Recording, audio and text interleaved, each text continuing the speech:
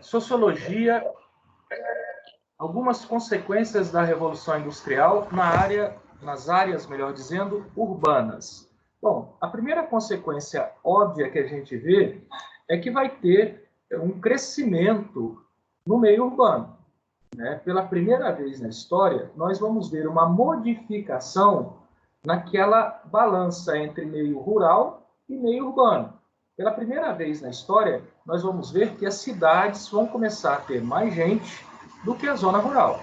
Essa é uma consequência óbvia que a gente vem batendo na tecla com vocês. Agora, por mais assim incrível que possa parecer, apesar das más condições de vida dos trabalhadores nas indústrias, ainda não tinha regulamentação trabalhista no início, portanto, tinham trabalhadores que chegavam a trabalhar até 16 horas por dia. Apesar de tudo isso, as condições de vida, a gente pode assim dizer que acabaram melhorando. E qual que é o parâmetro para a gente dizer que as condições de vida acabaram melhorando? Um parâmetro é o crescimento populacional. Né? A população humana, que já vinha crescendo, ela cada vez mais vai crescer mais.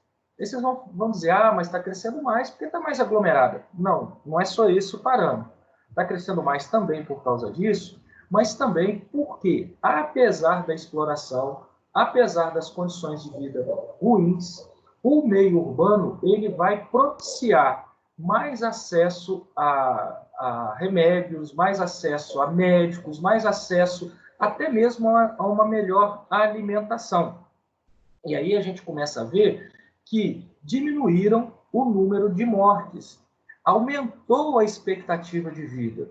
Então, a gente vê, por exemplo, que a mortalidade infantil ela diminui como consequência da Revolução Industrial nas áreas urbanas. Então, percebam que tem um antagonismo nessa questão aí.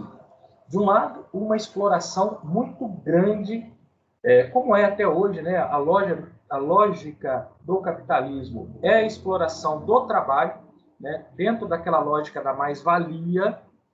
Né? Apesar dessa exploração, a gente vê que melhoram-se as condições de vida, ou melhor dizendo, expectativa de vida das pessoas.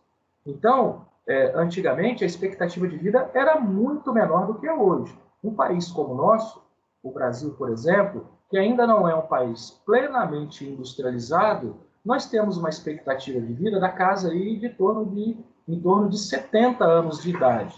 Né? As mulheres, inclusive, têm uma expectativa de vida um pouco maior do que a dos homens. Isso muito em função do crescimento industrial. Que, claro, ainda hoje nós vemos que tivemos um crescimento desordenado nas cidades, que muitas vezes a gente vê falta de água potável, esgoto correndo a céu aberto, o que acaba virando, né, por assim dizer, um ambiente propício para a propagação de doenças. Aliás, é o que nós estamos vendo agora. Uma das coisas que ajudou na propagação dessa doença desse vírus, né, do coronavírus, uma das coisas que facilitou é justamente essa urbanização muito grande. Por isso que é muito importante, segundo os entendidos do assunto, a gente não ficar próximo, porque o contágio é muito fácil com pessoas muito próximas umas das outras. Então percebam que esse antagonismo existe. Mas, apesar disso, uma dessas consequências da Revolução Industrial é a melhoria da condição de vida no que diz respeito à expectativa de vida das pessoas. Até aí, todos conseguiram acompanhar o raciocínio? Sim. Sim. Meu bem, é justamente isso que fala nesse primeiro trecho aí de algumas consequências da Revolução Industrial. E percebam, né, o que está na página anterior, que eu não cheguei a falar dela hoje. Algumas consequências da Revolução Industrial nas áreas rurais. Está lá na página 31. É bom lembrar que nós estamos numa transição do modo de produção feudal para o modo de produção capitalista. O modo de produção feudal, ele tem uma outra lógica de produção. Ele não produz com a mesma finalidade do capitalismo. Então, no meio rural, o que vai acontecer também é um aumento da produtividade. que ela começa a deixar de ser uma produção autossuficiente para uma produção visando o mercado. Ou seja, cada vez mais o meio rural ele vai produzir com excedente. Por quê? Porque ele vai visar a coisa que o capitalismo visa sempre, o lucro. Então, essa transformação lá do meio rural, ela é influenciada pela transformação da Revolução Industrial. É por isso que a Revolução Industrial e a francesa, inclusive a gente fala disso lá no primeiro ano em Sociologia, são grandes marcos na história da humanidade, assim como foi a Revolução Agrícola lá atrás. Mas continuando aqui na apostila, algumas consequências da Revolução Industrial na economia. Percebam que logo de cara a apostila fala que 80% da população ela trabalhava no setor de serviços, né? E é um setor que ele acaba tendo um certo declínio com a industrialização. Muita gente vai trabalhar nas fábricas e hoje a gente vê que por conta de cada vez mais tecnologia dentro das fábricas, a gente está vendo um crescimento muito grande no setor de serviços. Então, aqui no Brasil, por exemplo, e em outras partes do mundo, a gente vê que o setor de serviços, o setor terciário, por exemplo, turismo, por exemplo, prestação de serviços como médico, dentista, advogado, internet, telefonia celular, tudo isso são serviços. A gente percebe que esse setor ele tem um crescimento cada vez maior.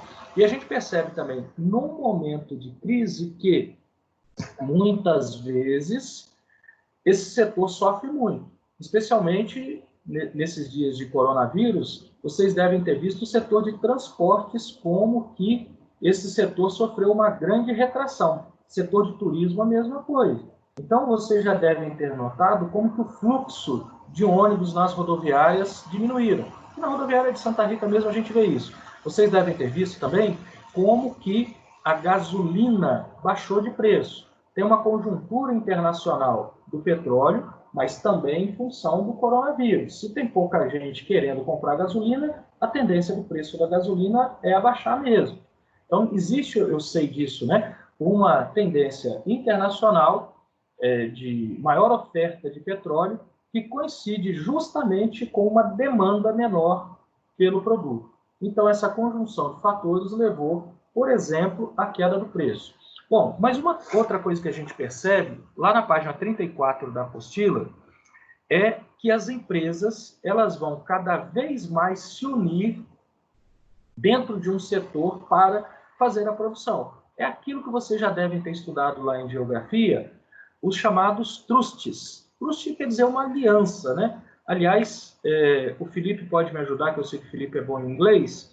Eu acho que a palavra trust significa confiança. Isso, é isso? Isso mesmo. A tradução literal, né? Que nada mais é do que isso. Então, uma mesma empresa que está fazendo, por exemplo, mineração, essa empresa ela vai processar o minério para fazer o ferro, para fazer, por exemplo, prego, para fazer dobradiça, vai se associar a outras empresas, ou seja, grandes conglomerados. E é o que nós vemos que é cada vez mais difícil, né, para quem não tem o capital conseguir concorrer. Por quê? Vai demandar um grande capital, ou seja, uma transformação econômica muito grande, vai demandar um grande capital para você conseguir entrar no mercado do mundo pós-revolução industrial. Pequenos negócios, eles dificilmente conseguem concorrer com grandes conglomerados. Essa é também uma lógica do capitalismo. Exemplo, o sujeito ele quer produzir automóvel. Vocês acham que é fácil produzir automóvel? De repente não é muito difícil não, já vi como é que faz. Mas quanto de capital que eu preciso para montar uma empresa para produzir automóvel? A mesma coisa, por exemplo, na telefonia celular. Né? Eu vou fazer um aparelho aqui para concorrer com a Samsung, por exemplo. Será que é fácil conseguir fazer isso? Não. Por quê? Porque vai exigir muito capital. Então, não é qualquer um que vai ter muito capital. E mesmo tendo muito capital, cada vez mais vai precisar de tecnologia para ter um produto de qualidade a um preço cada vez menor para poder ofertar isso para um grande número de pessoas. Essa também é uma lógica da transformação pós-revolução industrial. Dúvidas até aí? Hein? Não. Não. Tá de boa, professor. De boa, né? Uhum. Ótimo. Então, vamos continuar. Vamos entrar aqui, então, na página 34, ainda desigualdades sociais e identidade de classe. Percebam aquilo que eu falei lá no início, antes de começar a gravar a aula. A Revolução Industrial, ela vai fazer com que o trabalhador seja muito explorado, olha o antagonismo, uma exploração muito grande, trabalhando muito, ganhando pouco, sem leis trabalhistas, né, que garantam ao trabalhador alguma segurança. Esse é o antagonismo da coisa, porque, de um lado, se tem essa exploração, de outro lado, conforme eu disse para vocês, também tem um aumento na expectativa de vida. A alimentação melhora. Então, é uma certa contradição aí. Ela vai deixar cada vez mais a renda concentrada. Se você quiser entrar nesse negócio, você precisa de muito capital. Então, nós estamos, no fundo, caminhando para um novo modo de produção, ou pelo menos a proposta de. Que novo modo de produção é esse? Que nova proposta de modo de produção que é essa? É a proposta do modo de produção socialista. Que a apostila aqui, ela não chega a esmiuçar isso como modo de produção para vocês, não. No entanto, nós vamos chegar a trabalhar, sim, com o modo de produção socialista.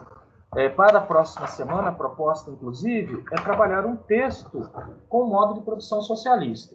Pois bem, então, agora, a desigualdade de classes é mais um passo em direção a isso. É mais um passo em direção às ideias que vão culminar lá com o modo de produção socialista, que, aliás, em história, nós vimos a ascensão dele lá na Revolução Russa. Então, o que aconteceu? O declínio do feudalismo, né, inclusive na questão econômica, aliás, principalmente na questão econômica, né, as fazendas, os feudos começam a produzir não para a autossuficiência, mas sim para o lucro, né? O êxodo rural, a industrialização, a urbanização, o desenvolvimento tecnológico, tudo isso acabou criando uma nova camada social, melhor dizendo, uma nova classe social, que acabou criando também um novo estilo de vida. Um estilo de vida que, por assim dizer, muito ostentatório. Que nova classe social que é essa? A burguesia. Que muitas vezes ela vai querer ostentar. Ela, até por não ter uma linhagem nobre, né, ela dizia, eu não sou, assim, sangue azul de nascimento, mas eu tenho dinheiro. Então, eu vou pegar e vou comprar roupas caras, vou comprar casas caras, eu vou mostrar a riqueza que eu tenho. Olha só a preocupação social da coisa. Inclusive, tem uma imagem aqui, ó, na página 35, que mostra uma gravura de 1909. A gente percebe que são pessoas ricas que estão ali. Né? Percebe que tem um cara tocando violino, percebe que é um ambiente requintado.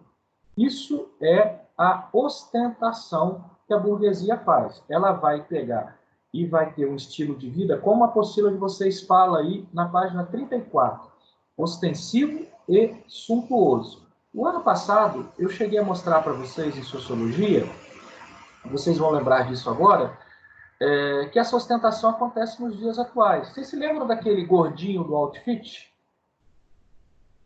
Quem? Gordinho do outfit. Ah, sim.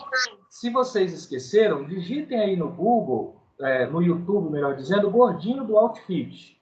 É ostentação pura.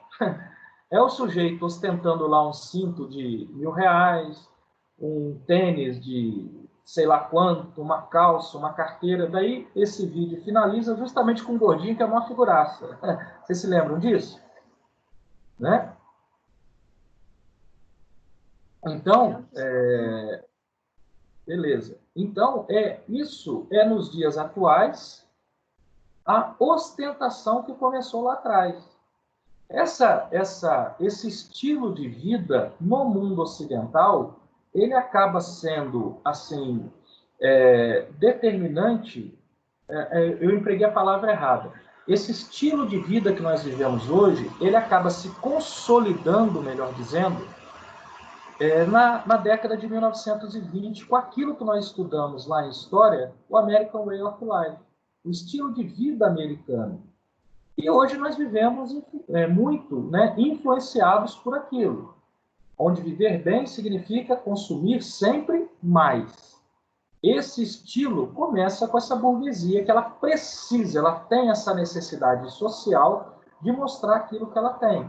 E hoje em dia, de certa forma, muitas vezes nós somos influenciados por isso.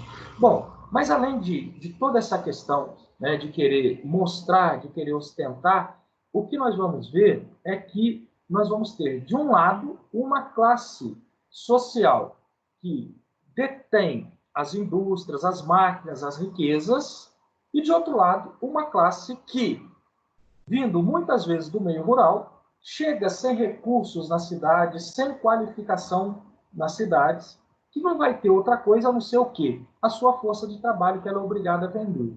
E daí cai naquela divisão, que é a divisão típica do modo de produção capitalista. Quem que deu esse conceito de classes para nós lá atrás? O Karl Marx.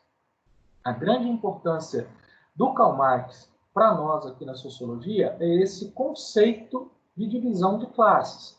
De um lado, uma que detém os meios de produção, as fábricas, as máquinas, as fazendas, as instituições financeiras, e, por assim dizer, vão ter condição de ter muita grana, e, de outro lado, uma que não tem, que é a classe dos trabalhadores. Percebam, então, que nós estamos caminhando justamente para aquilo que a gente vai lá na página 36, que é o movimento operário, que vai reivindicar cada vez mais melhores condições de vida para os trabalhadores que, por assim dizer, começam a se ver muito explorados. E começam a ter também já ideologias se contrapondo a esse modo de produção capitalista. Eu estou falando já do pensamento de Karl Marx, que vai propor que os meios de produção sejam socializados, portanto, que os meios de produção não fiquem em função apenas de um determinado grupo, mas sim em função de toda a sociedade.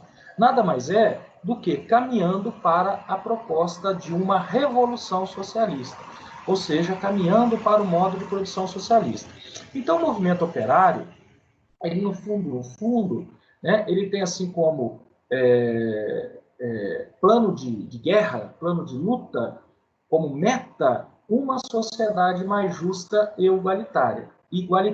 Percebam que isso fere a lógica do capitalismo. No fundo, o capitalismo ele não está muito preocupado com uma sociedade mais justa e igualitária. O dono do capital ele está preocupado com o lucro. Se a sociedade não é tão justa, não é tão igualitária, muitas vezes ele vai dizer, isso não é problema meu.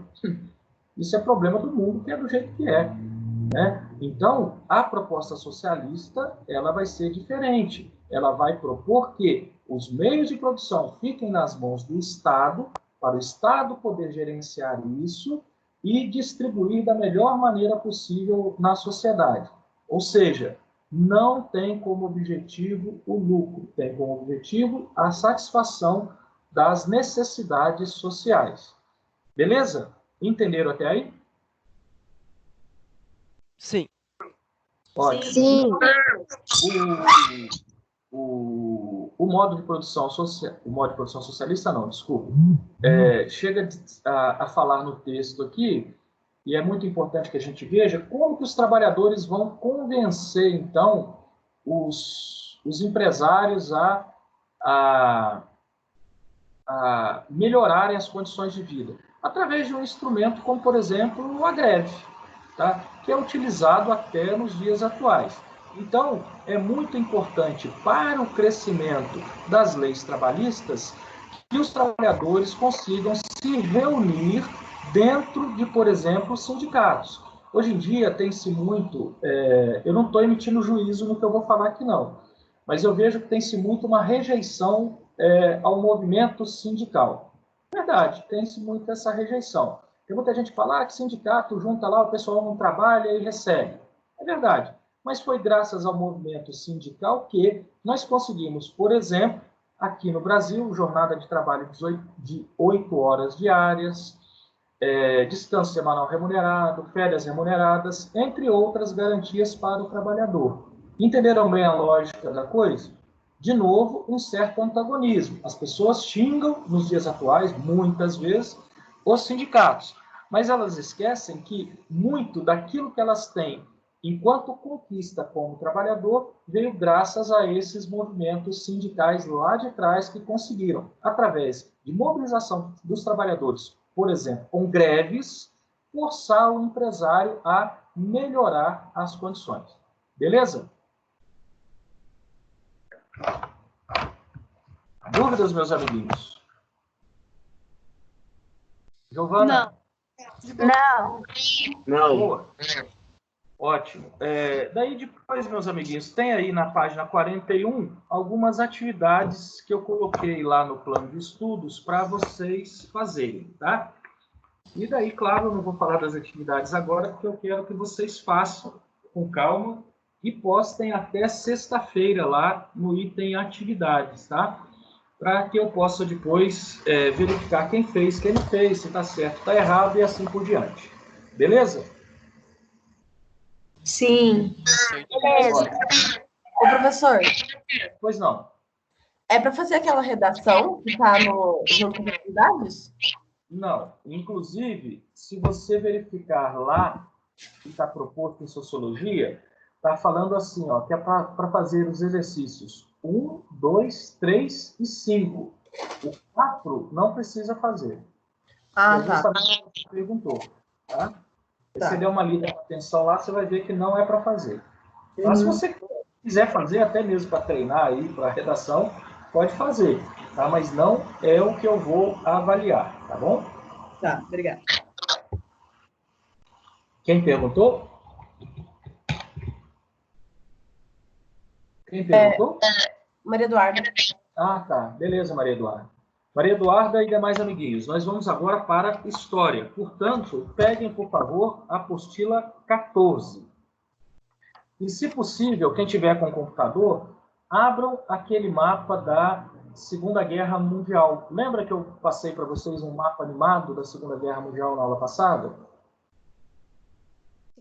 Para vocês baixarem? Sim. Uma animação de PowerPoint.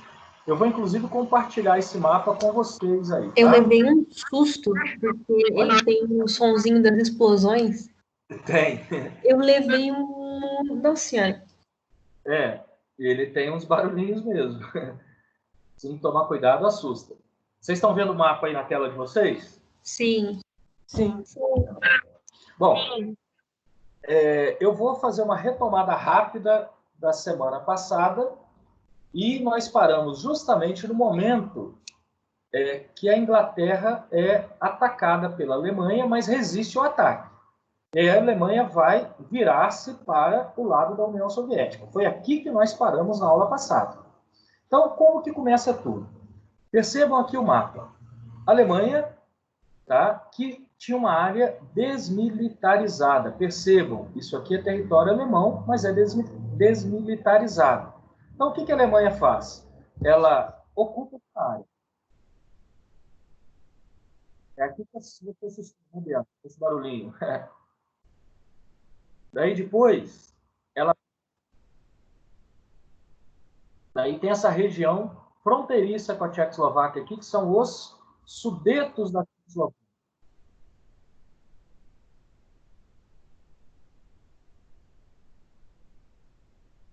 A Tchecoslováquia inteira. Já começou a Segunda Guerra Mundial? Não. O marco inicial da Segunda Guerra Mundial é a invasão da Polônia. Vamos lá.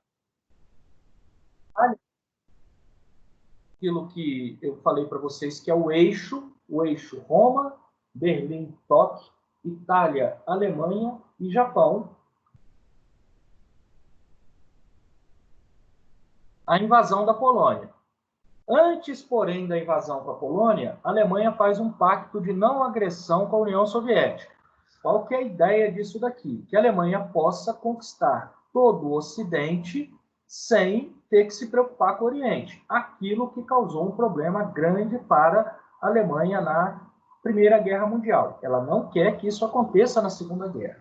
Então, por isso que ela faz esse pacto de não agressão. que para a União Soviética é interessante também, na visão de Stalin, para ele poder ganhar tempo para se preparar para aquilo que ele achava que ia acontecer, e vai acontecer mesmo, que é a invasão da Alemanha na União Soviética. Pois bem, daí entra num período, que é aquele período chamado Guerra de Medo, Guerra de Mentira, que é quando a Alemanha dá um tempo até começar novamente. E ela para justamente porque a Blitzkrieg, ou Guerra Relâmpago, como queiram, ela precisa daqueles dois fatores que eu falei para vocês para ela funcionar bem, que é o tempo, ela tem que ser rápida, ela não pode demorar muito, porque isso perde a dinâmica da coisa, e o tempo climático também. O clima tem que estar bom para que os blindados possam fluir bem, adentrar bem no território inimigo. Se o tempo não estiver bem, estiver muito frio, ou tiver com muita chuva, por exemplo, os blindados vão ficar mais lentos e podem até se atolar, pode até não andar mesmo, pode até estagnar. E daí perde a lógica da coisa, né?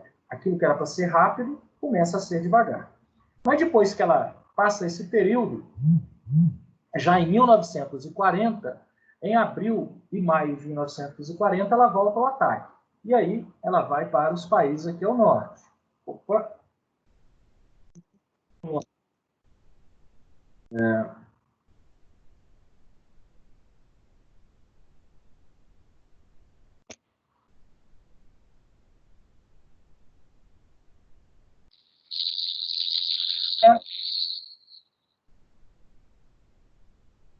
E aí, eles fingem que vão entrar por aqui e, de fato, entram por aqui, só que cortam também a linha Maginot aqui pela floresta de Ardenas. Então, dividem o exército francês, encurralam, os alemães encurralam o exército francês e inglês aqui nessa parte norte aqui. É quando tem aquela retirada, a famosa retirada de Dunkerque.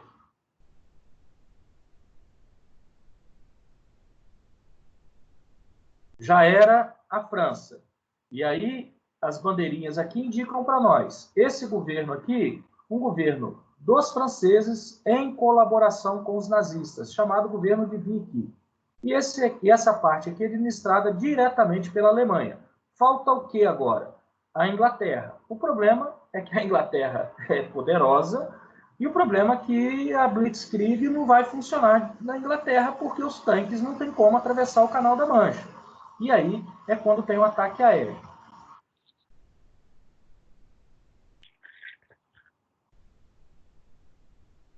Foi aqui que paramos na última aula, beleza? Vocês Sim. Alguma dúvida? Não. Não? Pois bem, então vamos continuar. O que falta agora para a Alemanha?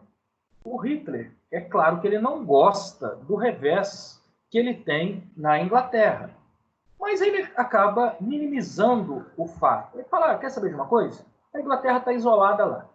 Eles não vão me encher o saco aqui. Então, eles que fiquem isolados lá, e eu vou para o meu grande objetivo de busca de espaço vital, do Lebensraum, que é a União Soviética. E aí, a Alemanha começa a se preparar para a maior operação de invasão de todos os tempos. A operação de invasão da União Soviética, a Operação Barbarossa, ou Barba Ruiva, como queiram, que na apostila de vocês, ela aparece aqui na página... Eu não estou me localizando aqui. É na página 25. Na página 25. Está até em negrito aí, ó, Operação Barbarossa. É a maior operação de invasão de todos os tempos. Quando o Hitler ele explicou para os generais alemães o que ele queria e o que ele ia colocar em jogo, um ficou olhando para a cara do outro, imaginando, se a gente perder, nós estamos errados. Mas quem que tinha coragem de dizer que o Hitler estava errado? Que o Hitler deveria, não que ele tivesse errado, mas deveria pensar melhor na coisa. Ninguém tinha coragem de peitar o Hitler. Então, mesmo sabendo que era um negócio arriscadíssimo, vamos para cima. E aí, a União Soviética vai ser invadida. Só que a Itália vai atrapalhar. Aí vocês vão falar, poxa vida, mas a Itália vai atrapalhar como se a Itália é um aliado da Alemanha? O que acontece é que o Mussolini, vendo o crescimento da Alemanha, ele resolve que ele também tem que fazer as dele dentro da Europa. E aí ele vai mirar os Balcãs, onde eu estou passando o mouse aqui, ó. E aí ele entra na Grécia. Acontece que a Itália, ela não dá conta de conquistar os Balcãs. E aí quem tem que correr em socorro da Itália para ajudar? A Alemanha. Isso acaba atrapalhando a Alemanha, porque a Alemanha acaba perdendo tempo, um tempo que vai ser precioso lá na frente, na invasão da União Soviética.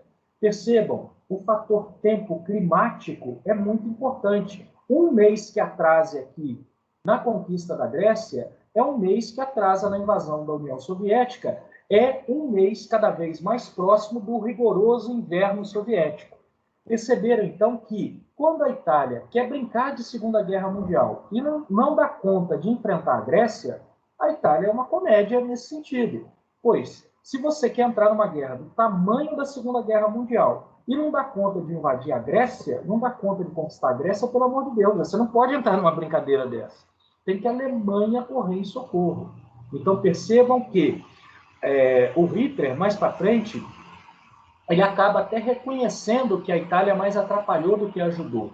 O Hitler ele chega a dizer assim: a minha inabalável aliança com o Duce, a minha inabalável aliança com o Mussolini, o Duce, né, o título que o Mussolini tinha lá na Itália, causou mais danos a nós mesmos do que aos nossos inimigos. Vou repetir: a minha inabalável aliança com a Itália causou mais prejuízos a nós, a Alemanha, do que aos nossos inimigos. Muito em função do que a Itália não dá conta de fazer. Para vocês terem uma ideia, mais para frente da guerra, inclusive quando o Brasil entra na guerra, e o Brasil, os soldados brasileiros vão lutar aqui na Itália, eles lutam aqui na Itália não contra soldados italianos, mas sim contra soldados alemães. Ou seja, quem está fazendo a defesa da Itália é a própria Alemanha. A Itália vai tentar conquistar o norte da África aqui, ó, e também não vai dar conta. Adivinha quem vai ter que correr em socorro de novo? Vai ter que correr em socorro de novo a Alemanha. Perceberam, então, como que a Itália, por assim dizer, ela acabou atrapalhando a Alemanha, principalmente na principal operação, no principal objetivo da Alemanha, que é a União Soviética? Todos conseguiram enxergar isso? Sim. Sim. Tá? Então vamos lá, nosso mapinha movimentando.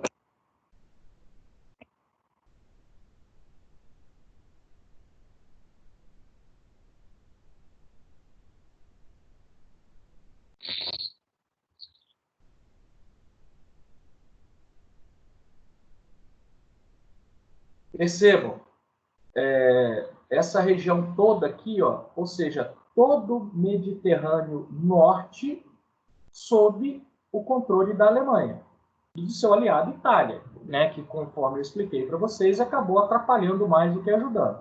Agora sim, né, um pouco atrasado no plano inicial, o Hitler vai invadir a União Soviética. Basicamente, a invasão da União Soviética ela tem 3 objetivos: Leningrado, ao norte, Moscou, ao centro, e Stalingrado, ao sul. Percebam que é uma operação gigantesca, né? Dentro de um território gigantesco. Só essa parte que nós estamos vendo aqui da União Soviética, ó, ela dá praticamente o tamanho da Europa inteira. Um território que ele é inóspito, não é um território fácil. Dentro da União Soviética, as estradas elas não são tão boas quanto dentro do resto da Europa. Portanto, os panzers, os tanques, eles não vão rodar com tanta facilidade. Percebam que dentro da União Soviética, se tiver que entrar no inverno, eles estão ferrados. Aqui em Moscou, né, é comum. Aqui em Leningrado é mais comum ainda, dá menos 30. Você sabe o que acontece com uma temperatura de menos 30? A pessoa morre. Você, se não tiver abrigo, você morre com menos 30. Você não vai sobreviver. O tanque não funciona. O combustível, o óleo diesel que alimenta o tanque, ele congela. A corrente do tanque, aquela lagarta do tanque, o frio é tanto que ela enrijece tanto que mesmo que você conseguir ligar o tanque, ele não anda. Ele não vai para frente porque aquele negócio está tudo travado ali. Então, percebam a fria, literalmente falando, a fria que a Alemanha está entrando ao invadir a União Soviética. Por isso que os generais alemães ficaram, sim, apavorados com a invasão da União Soviética. Bom, aqui nesse ponto, antes da invasão da União Soviética, é muito comum, quando a gente está na sala de aula, dizer que aqui foi o maior erro da Alemanha. Óbvio, foi o maior erro da Alemanha mesmo, né? Invadir a União Soviética. Será que a Alemanha não tinha visto o que o Napoleão fez, e nós já estudamos isso, quando invadiu a União Soviética e também foi derrotado lá por aquele general que está vivo até hoje lá, que é o general Inverno, esse frio que mata mesmo? Será que a Alemanha não sabia disso? É claro que sabia. Então, por que mesmo assim sabendo, a Alemanha resolveu invadir a União Soviética? Por uma questão óbvia. Quando eles resolvem invadir, eles acham que eles vão ganhar ou que vão perder? Eles acham que vão ganhar. Então, eles invadem para ganhar. Então, quando a gente fala que é um erro hoje, e de fato é um erro, nós estamos virando engenheiro de obra pronta. É claro que foi um erro, é claro que o Hitler não deveria ter feito, da forma como fez, no momento que fez. Mas hoje é muito fácil a gente analisar isso. É o tal do engenheiro de obra pronta. Na ocasião da invasão, a Alemanha tinha a certeza da vitória. Acreditavam muito que iam ganhar. Por isso que eles acabam invadindo. E percebam que eles quase ganharam, né? Eles chegam a sitiar Leningrado. Leningrado fica cercada, ninguém entra, ninguém sai. Inclusive aqui, a população de Leningrado vai sofrer muito. Chegam a ficar bem próximos de Moscou. Os soldados alemães chegam a ver as cúpulas do Kremlin, conseguem ver Moscou ao longe e chegam ao objetivo, talvez econômico, talvez não, certamente o objetivo econômico mais importante que estava ao sul, chegam também a conquistar quase que inteira a cidade de Stalingrado. Só que os soviéticos não entregam. Eles vão lutar, conforme o Stalin dizia, nós vamos lutar cidade a cidade, nós vamos lutar bairro a bairro, rua a rua, casa a casa, cômodo a cômodo, mas nós não vamos entregar. E aí o desgaste do exército alemão é muito grande. A cidade de Stalingrado é um marco disso. Os alemães, eles não têm o controle da cidade, apesar de 90% da cidade estar nas mãos dele. Percebam que a cidade de Stalingrado é uma cidade que ela tem, nas costas dela, por assim dizer, perceba-se costas, entre aspas, um rio muito grande, de largura, né? O rio Volga. Aliás, é o rio que dá nome à cidade hoje, a cidade de Stalingrado hoje chama-se Volgrado, em função desse rio que corta a cidade. Não bem dizer corta, né? É o outro lado ele passa aí, conforme eu disse, nas costas da cidade. E os soviéticos, através desse rio, eles vão abastecendo Stalingrado o tempo inteiro. E aí, eles armam uma arapuca para os alemães dentro de Stalingrado. Os alemães são cercados dentro de Stalingrado. Quando os alemães são fechados dentro de Stalingrado, o general alemão Friedrich von Paulus, que é o general que comanda as operações aqui, ele fala para o Hitler o seguinte: nós precisamos evacuar Stalingrado, porque do jeito que está, nós vamos perder todos os nossos soldados, todos os nossos equipamentos aqui. Adivinha o que o Hitler fala para Friedrich von Paulus? Vocês não vão sair daí, não. Ou vocês conquistam Stalingrado, ou vocês vão tudo morrer aí. Aí o Friedrich von Paulus fala: não é possível, não tem jeito, está faltando suprimento. O Hitler fala: não tem problema, nós vamos mandar pela Força Aérea os suprimentos para vocês. Acontece que, com frio intenso, os suprimentos não chegam, não consegue, a aviação alemã não consegue decolar, não consegue mandar isso para lá, e no frigir dos ovos, o Friedrich von Paulus acaba se rendendo dentro de Stalingrado. 95 mil soldados alemães, cerca de 100 mil soldados alemães são capturados, e pela primeira vez na Segunda Guerra, a Alemanha, ela mira um alvo e não só não conquista esse alvo, mas pela primeira vez um general alemão se rende. Então, Stalingrado acaba, por assim dizer, sendo um marco muito grande na Segunda Guerra Mundial, porque acaba derrubando, inclusive, o mito da invencibilidade do exército alemão. O Hitler dizia que onde um soldado alemão colocava o pé, nenhum outro soldado entrava mais. Por assim dizer, então, esse mito de invencibilidade acaba sendo derrotado.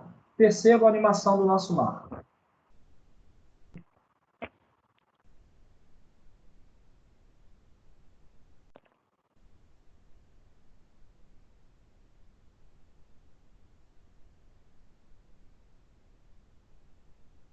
Chegou ao máximo. Stalingrado, que o mapa corta um pedacinho aqui, ó, é onde o avanço alemão acaba sendo barrado. Percebam que o mapa ele mostra Leningrado sitiada e mostram também a proximidade que o exército alemão chegou de Moscou. Na realidade, o alvo mais importante estrategicamente para a Alemanha era Stalingrado mesmo, muito em função da questão econômica, por causa de Stalingrado ela dar acesso aos principais poços de petróleo. Petróleo esse que a Alemanha não tinha para sustentar o seu esforço de guerra. Então, ela precisava desse petróleo aqui da União Soviética para isso. Entenderam a invasão da Alemanha? Melhor dizendo, a invasão da Alemanha Soviética. Entenderam? Tem um filme muito interessante sobre isso, que é o filme Círculo de Fogo, que mostra a história de um soldado soviético chamado Vassili Zaitsev. Ele é um franco atirador. Esse filme é bom pra caramba, viu? Então, quem tiver oportunidade, anotem aí, Círculo de Fogo. Inclusive, no filme Círculo de Fogo, mostra esse mapa aqui, ó, claro, numa outra animação, não nessa, esse mapa aqui mostrando o Império Alemão tomando conta de toda a Europa. O filme começa basicamente com esse mapa. E daí, o filme se passa na cidade de Stalingrado. E perceba outra coisa também que acabou aguçando muito Hitler. Olha o nome da cidade, Stalin. Stalingrado, a cidade de Stalin. Isso também acabou jogando no Hitler, assim, uma briga muito pessoal dele, Hitler, contra o Stalin. Beleza? Dúvidas até aí? Não. Bom, Não. a Segunda Guerra Mundial, ela é dividida, então, conforme eu falei para vocês na semana passada, em duas partes. Uma parte que é a guerra aqui na Europa. Essa parte, ela tem dois momentos. Esse primeiro momento da Alemanha crescendo e um segundo momento da Alemanha se retraindo. A outra parte da Segunda Guerra Mundial está lá do outro lado. Na página 28 da apostila é a que nós chamamos de Guerra no Pacífico, que vai ser basicamente o Japão contra os Estados Unidos. Então, na Guerra do Pacífico, eu vou abrir para vocês aqui o mapa. Vocês estão conseguindo ver o mapa aí? O mapa mundi? Compartilhei minha tela com vocês. É possível vocês verem esse mapa mundi aí? Sim. Tá vendo? Bom, o que aconteceu então para a gente entender por que o Japão cismou de atacar essa basezinha aqui no meio do nada, que é a base de Pearl Harbor? O que aconteceu? O Japão, ele não tinha, aliás, ele não tem recursos naturais para poder sustentar o seu desenvolvimento industrial. Hoje em dia, quando a gente não tem minério, quando não tem petróleo, a gente vai lá e compra. Nessa época aqui, o Japão queria lá pegar esses recursos que não tinha. Ou seja, ele queria tomar de outros países. Então, desde a década de 1930, o Japão ocupa essa área que eu estou passando o mouse aqui, ó, que é a Manchúria, o nordeste da China. E aqui o Japão ele consegue pegar o minério e o petróleo que ele precisa para manter o seu esforço industrial. Acontece que a ocupação japonesa é muito violenta. Nesses documentários que tem aí na internet, que eu sugeri para vocês, Eu não tenho certeza se é nesses documentários ou se é em algum outro que eu tenho aqui em casa no meu computador. Mostra japoneses, inclusive, num dado momento, ocupando essa região da Manchúria, pegando civis chineses e mandando esses civis cavarem buracos, depois jogam os civis dentro do buraco, vivos, mulher, criança, idoso, né? Joga ali vivo e enterra as pessoas vivas. Né? Só para dar um exemplo de como que a ocupação japonesa é violenta. Bom, além disso, os Estados Unidos se incomodavam muito com esse avanço japonês. E aí o que os Estados Unidos fizeram? Os Estados Unidos eles fizeram um bloqueio econômico ao Japão. Aí o Japão ele vai entrar num dilema, né? A Segunda Guerra Mundial já rolando, desde 1939. Estamos aqui em 1941, já no final de 1941. O que o Japão faz? Ou ele aceita o bloqueio econômico dos Estados Unidos, ou ele vai para cima com tudo. O ir para cima com tudo significava que o Japão tinha que conquistar todo esse Sudeste Asiático aqui. Qual que é o problema do Japão lançar uma conquista sobre o Sudeste Asiático? O problema seriam as Filipinas, a Indonésia, a Malásia, a Tailândia? Não. O problema é que eles sabiam que se eles fizessem isso, quem que ia vir para cima deles com tudo? Os Estados Unidos. E os Estados Unidos tinham como base militar mais próxima do Sudeste Asiático justamente a base militar aqui no Havaí, a base militar de Pearl Harbor. Então, o que o Japão resolve fazer então? É uma decisão muito difícil. O Japão resolve que para conquistar o Sudeste Asiático, ele deve primeiro isolar os Estados Unidos aqui no Pacífico. Percebam que os japoneses já sabiam que a Inglaterra, que tinha aqui a Índia como sua principal colônia, e a França, que tinha essa região aqui chamada de Indochina como sua principal colônia, não podiam fazer nada contra o Japão. Por quê? França e Inglaterra tinham outros problemas muito maiores aqui dentro da Europa. Que problemas muito maiores que eles tinham aqui dentro da Europa? A Alemanha, que já tinha ocupado a França nessa altura do campeonato, já tinha isolado a Inglaterra e já estava invadindo a União Soviética. Nesse momento, ainda não sabia-se se a Alemanha ia conseguir ou não conquistar a União Soviética. Então, o Japão resolve, em dezembro de 1941, que para conquistar essa região aqui, eles têm que antes isolar os Estados Unidos. Isso significa atacar a base de Pearl Harbor. Percebam que os próprios japoneses, eles ficaram num dilema. O que obrigatoriamente vai acontecer na hora que a gente atacar os Estados Unidos? Eles vão vir para a guerra. Só que os japoneses, eles achavam que os Estados Unidos não iam ter estômago para enfrentar uma guerra que ia ser a guerra no Pacífico. Uma guerra muito violenta. Achavam que os americanos, naquele American Way of Life, naquele estilo de vida americano, achariam que, quer saber de uma coisa? Não vai dar para a gente encarar essa guerra no Sudeste Asiático, não. Deixa ver o que o Japão vai fazer lá. Uma aposta muitíssimo arriscada. Essa aposta acabou mostrando-se fracassada, pois assim que os Estados Unidos forem atacados no dia 7 de dezembro de 1941, no dia seguinte, os Estados Unidos, que estavam relutando o tempo inteiro para entrar na Segunda Guerra Mundial, eles entram. E daí eles vão entrar, como sempre eles fazem, com tudo. Vão entrar com tudo para cima do Japão aqui no Pacífico e com tudo também para cima da Alemanha aqui na Europa. Conseguiram acompanhar o raciocínio até aí? Sim. Uhum. Bom, vocês têm alguma aula agora ou não? Não. Não? Tá. Então eu vou continuar aqui rapidamente com essa guerra no Pacífico, tá? Bom, o ataque de Pearl Harbor, ele foi um ataque que pegou os americanos completamente de surpresa. Para vocês terem uma ideia, o negócio foi tão ardiloso, mas tão ardiloso, que o Japão mandou embaixadores japoneses aqui para os Estados Unidos para negociar. Olha só o tamanho da arapuca que o Japão está abrindo para cima dos Estados Unidos. para negociar com os americanos a retirada do Japão aqui da Manchúria. Então, quando os embaixadores japoneses estão aqui dentro dos Estados Unidos, ao mesmo tempo, uma frota aeronaval japonesa está vindo aqui para Pearl Harbor.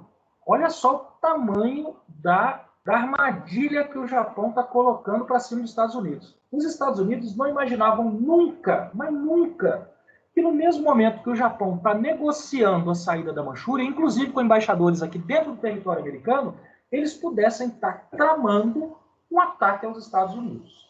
Mas eles estavam tramando isso. A ida dos embaixadores japoneses para os Estados Unidos faz parte do plano de atacar Pearl Harbor. E aí, eles vão designar o general, o almirante, melhor dizendo, Yamamoto, um dos melhores almirantes japoneses, para o ataque a Pearl Harbor. O Yamamoto era contra atacar Pearl Harbor. Ele não era favorável a atacar, mas ele tinha que cumprir a ordem. Ele era contra por quê? Porque ele sabia, pelo menos ele achava, né, na cabeça dele, ele que teve parte do estudo dele feito nos Estados Unidos, a formação dele foi feita, parte dela nos Estados Unidos, Yamamoto conhecia melhor do que outros japoneses os americanos. Então, na cabeça do Yamamoto, na hora que eles atacassem Pearl Harbor, os americanos iam para cima do Japão. Aliás, o Yamamoto dizia que eles iriam puxar o rabo do tigre, né? Quando você puxa o rabo do tigre, a metáfora que ele usava era essa, o tigre vai se voltar com muita ferocidade para cima de você. Mas o Yamamoto, apesar de ser contra, ele faz o melhor ataque possível para cima de Pearl Harbor. Ele consegue chegar com a frota dele, uma frota aeronaval. Percebam, frota aeronaval são navios de guerra e porta-aviões. Esses porta-aviões são porta-aviões muito bem equipados, com aeronaves capazes de sair do porta-avião, atacar o alvo e voltar ao porta-avião. O Japão é que tinha a melhor frota aeronaval da época, pelo menos por enquanto. Depois, é claro, que o esforço de guerra americano, a indústria americana, vai ultrapassar isso daqui. Mas, nesse momento, o Japão tem a maior frota aeronaval do mundo, inclusive com um dos melhores aviões caças do mundo também, que é o modelo Zero, um avião fabricado por uma fábrica japonesa que existe até hoje, que vocês devem ter ouvido falar já o nome, a Mitsubishi. Muitos de vocês, com certeza, já ouviram falar da Mitsubishi. Fabrica veículos automotores hoje em dia. Aliás, a Mitsubishi, ela fabrica uma série de coisas, inclusive no ramo eletroeletrônico. A Mitsubishi fabricava antigamente, hoje em dia a gente vê pouco disso, televisores. A Mitsubishi fabricava até pente, né, pente para cabelo, tá? E a Mitsubishi fabricava esse avião muito bom, um avião muito rápido e muito manobrável, que é o Mitsubishi Zero, um dos melhores aviões de ataque da Segunda Guerra Mundial. Percebam que eu frisei bem a palavra ataque. Ele, quando atacado, ele não era tão bom assim. O Zero, quando atacado, ele tinha um problema de fuselagem dele, que ela não era muito resistente, e também o tanque de combustível dele se inflamava muito facilmente. Então, um tiro de metralhadora de um outro avião, se pegasse ali no tanque, muito provavelmente o Zero ia ficar fora de operação. Ele ia se incendiar e cair. Mas quando ele estava atacando, ele era muito bom, por ser muito rápido, muito manobrável e também por contar com pilotos muito habilidosos. Os pilotos japoneses também são muito bons.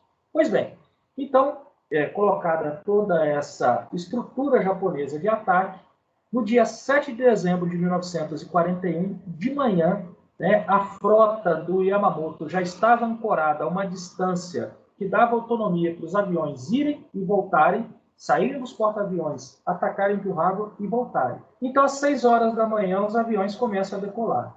Quando é 8 horas da manhã, horário local, a base de Pearl Harbor começa a ser atacada. Num primeiro momento, os americanos, um domingo, que é um dia tradicionalmente para o hemisfério ocidental, para a cultura cristã, é um dia de descanso. Aliás, o Japão escolheu o domingo a dedo, porque sabia que no domingo as operações elas ficavam suspensas, as operações militares ficavam suspensas em Pearl Harbor, Então, domingo seria o melhor dia. E aí, o ataque vai acontecer a partir das 8 horas da manhã. E começa e pega os americanos completamente de surpresa. Num primeiro momento, eles acharam, os americanos, que era até uma manobra militar, né, para tentar assim, dar um treinamento para os soldados. Mas na hora que viram que o negócio era sério, eles tentam revidar o ataque, mas não dá tempo, né? A maioria das aeronaves americanas, elas são abatidas sem levantar voo, elas são abatidas no solo. Os encouraçados, os navios de guerra, eles são abatidos nos portos. Eles não têm sequer tempo de conseguir desancorar, entrar mar adentro para poder tentar uma resistência. Ou seja, o ataque foi muitíssimo bem sucedido, vírgula. Só que não. Por quê? Apesar do ataque de fato ter sido muito bem sucedido, os Estados Unidos deram, por assim dizer, uma certa sorte nesse ataque. Os porta-aviões que eram para estar em Pearl Harbor não estavam em Pearl Harbor. Os 3 porta-aviões da frota americana do Pacífico estavam fora de Pearl Harbor fazendo manobras em outros pontos aqui do Pacífico. Então, por um lado, os Estados Unidos deu sorte e, por outro lado, podemos dizer que o Japão deu um azar danado.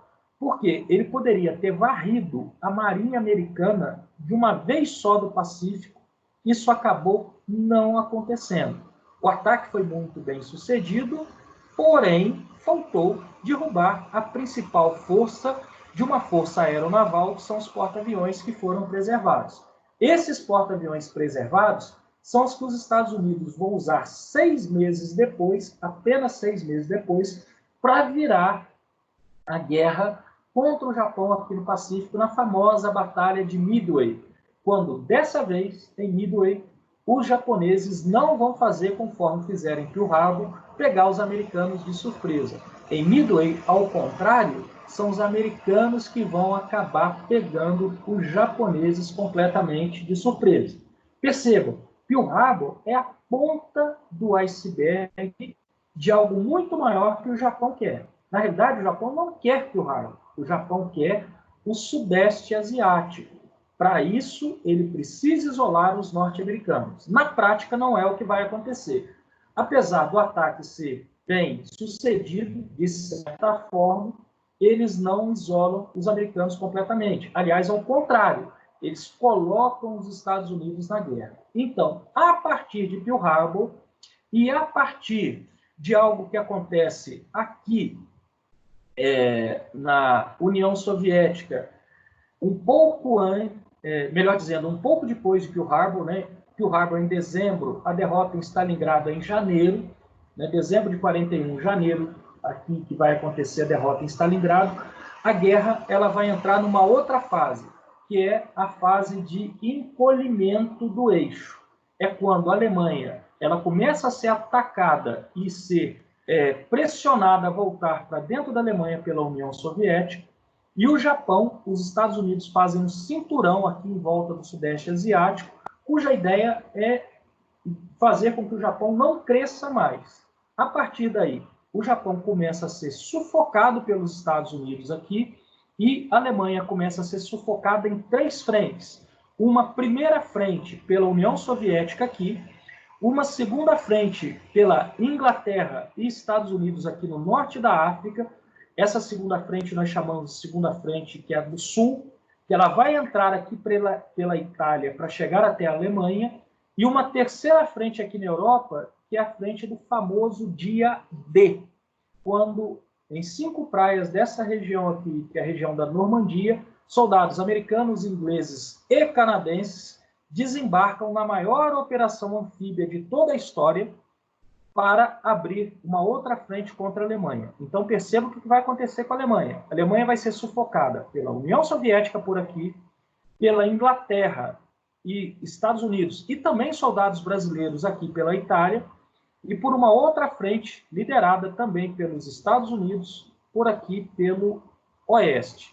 Então, no fundo, a convergência dessas 3 frentes, uma ao leste, uma ao oeste e outra ao sul, é que vai acabar provocando a rendição da Alemanha em maio de 1945.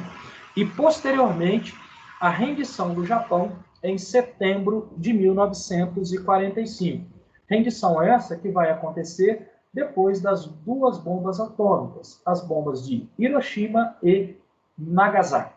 Entenderam até aí, meus amiguinhos? Sim.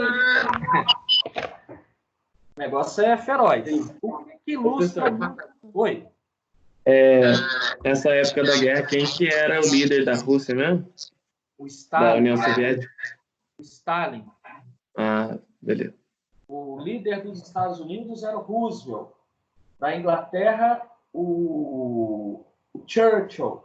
Do Japão, o Hirohito, o imperador Hirohito. Porém, o Hirohito ele não se envolvia muito nessas questões. Quem era o grande comandante do Japão era o general Tojo, um general extremamente agressivo. Né? Aliás, a política de guerra do Japão é uma política muito ofensiva. Isso, inclusive, pode ser visto no Zero, no avião. Lembra que eu falei que o Zero é muito bom para atacar? O Japão não se via sendo atacado. Ele se via muito atacando os outros. Então, eles não têm uma política muito defensiva. Inclusive, nas equipes de contenção dos porta-aviões japoneses. Eles não têm muito isso. Por isso que o Japão, quando está atacando, ele é bom pra caramba na Segunda Guerra Mundial. Só que, quando ele é atacado, ele é ruim para dedéu. Isso vai acontecer em Midway, quando os 4 porta-aviões japoneses eles são afundados numa tacada só. Aliás, 3 são afundados aí num prazo de 5 minutos, praticamente. Tá? Quando os Estados Unidos armam uma arapuca muito grande para o Japão. Esse ataque de Midway, esse revés que o Japão toma, é algo assim muito marcante na Segunda Guerra Mundial, que mostra muito da inteligência americana na guerra. Percebam, os americanos, eles são bons não só em equipamentos, não só em soldados bem treinados, mas também na inteligência. Eles vão captar o código de guerra japonês, vão saber o que o Japão está tramando, e em cima do que o Japão está tramando, é aí que eles vão arquitetar como que eles vão detonar com a Marinha de Guerra do Japão no Pacífico. É claro que isso acaba se consolidando assim de uma maneira muito feliz para os americanos. Deu tudo muito certo para os americanos e tudo muito errado para os japoneses naquilo. Mas isso é parte de uma inteligência muito grande, de uma espionagem muito grande dos americanos. Os alemães, eles têm um código de guerra que vocês já devem ter ouvido falar o nome, que é o código Enigma. Daí que vem a palavra, o adjetivo, inclusive, enigmático. Tem um filme muito legal sobre isso, que é aquele filme que mostra como que os ingleses decifraram o código de guerra dos alemães. Está me falhando o nome do filme aqui agora. Alguém sabe desse filme, gente? Mostra lá um grupo. Eu sei qual é. Está me falhando o nome aqui. É um matemático que lidera uma equipe para decifrar esse código de guerra. Está me faltando o nome aqui agora, está me falhando o nome. Mas é um filme bom pra caramba também, que vale muito a pena assistir. Não é o jogo da imitação? Exatamente, Jogo da Imitação. Ainda bem que eu lembrei.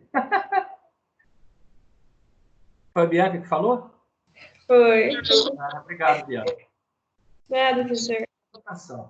É esse mesmo. Eu ia falar o Zodíaco, mas não tem nada a ver. É isso aí, é Jogo da Imitação. Vale a pena assistir, é muito legal esse filme. Inclusive, aquele cara lá, o protagonista do Jogo da Imitação, é o que inspirou o logotipo da Apple. O logotipo da Apple é uma maçã mordida, não é isso? Sim. Eu já comentei com vocês que vem, de onde que vem esse logotipo. Vem porque na Inglaterra, desta época, posterior inclusive ao fim da Segunda Guerra Mundial, o homossexualismo era criminalizado. E como o cara que lidera essa equipe, que consegue quebrar o código de guerra da Alemanha, ele é homossexual, depois da guerra ele acaba sendo condenado por homossexualismo. E aí ele acaba suicidando-se, pingando veneno numa maçã e mordendo. Então, como ele também cria esse computador capaz de decifrar o enigma, isso acabou inspirando a Apple a usar essa maçã mordida como logotipo de uma empresa que criou aí os computadores pessoais. Muita gente não sabia disso, né? É interessante de onde que vem. Tá? Dúvidas até aí, meus amiguinhos? Não. Tranquilo? Bom, então, para a gente finalizar, percebam o que foi falado hoje. A Alemanha chegando na sua extensão máxima e o Japão também chegando na sua extensão máxima. E os Estados Unidos entrando na guerra. A partir daí, nós vamos ver o contrário. A Alemanha e o Japão sendo encurralados até que eles vão se render. Percebam outro detalhe, que Alemanha e Japão e Itália nunca lutaram na guerra de maneira articulada. Seria muito interessante, por exemplo, para a Alemanha, quando ela invadiu a União Soviética, vou compartilhar o mapa aqui de novo com vocês. Vocês estão vendo o mapa aí? Sim. Estão vendo?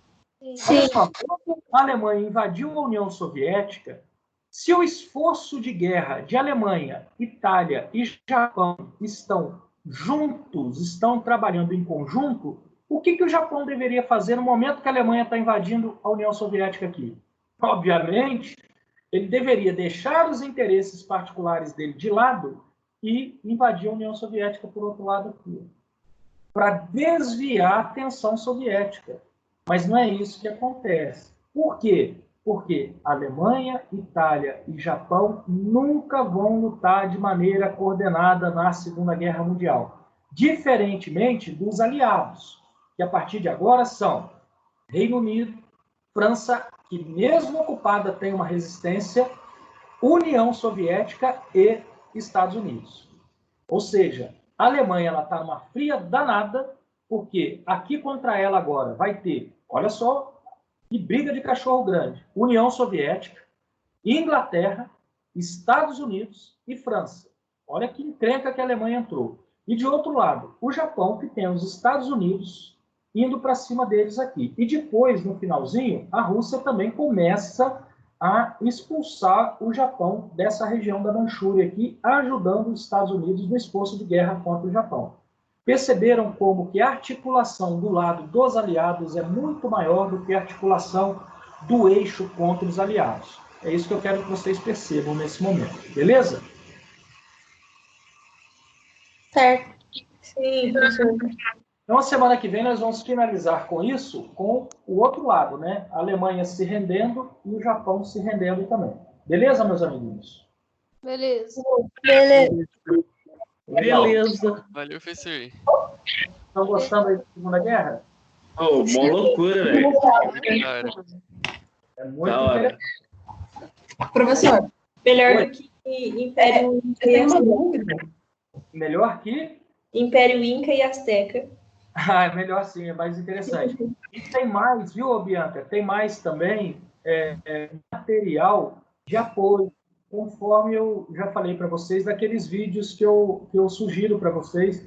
Se vocês assistirem todos aqueles vídeos, vocês vão ter uma visão assim muito interessante da Segunda Guerra Mundial, porque aqueles vídeos são muito didáticos e um após o outro, eles vão mostrando a coisa como um todo, tá? A gente não consegue vê-la como um todo, porque as coisas estão acontecendo ao mesmo tempo em lugares diferentes. Então, uma hora a gente tem que estar na Europa, outra hora a gente tem que ir para o Pacífico. Quando a gente assiste esses vídeos, a gente tem uma ilustração muito boa. E hoje eu dei 2 dicas de filmes interessantes, hein? Anotem aí.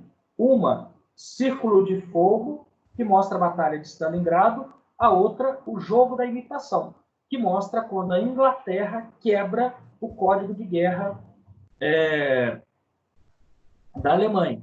Tem um outro filme também muito interessante, que é o filme Midway, que foi lançado ano passado. O Felipe já assistiu esse filme que estava me falando.